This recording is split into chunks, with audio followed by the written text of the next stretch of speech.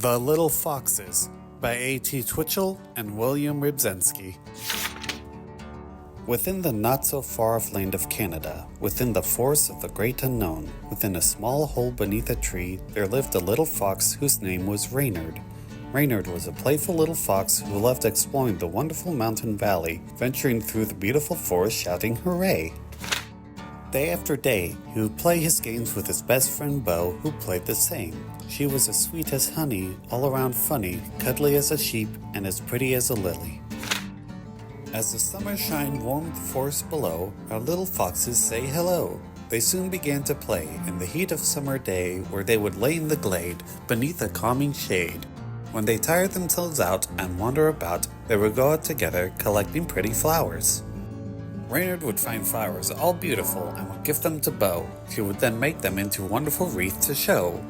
Bo would find berries all tasty and would give them to Reynard, who would then bake them into a pastry where we share it with Bo.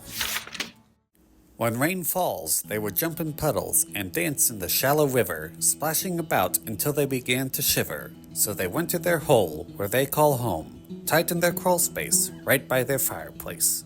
And they were happy.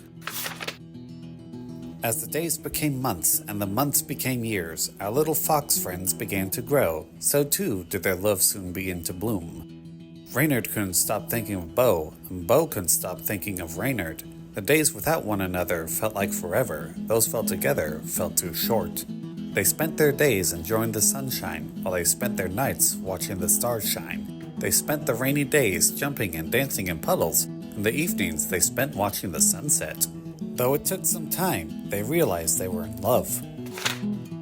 One day, they went to their favorite spot in the forest, together on a picnic, side by side, watching the day turn to night. There, they both realized their love for each other, wishing to be together forever. And they were happy. After that night, Reynard and Bo were inseparable, their days filled with love and smiles, both making each other the loveliest of gifts.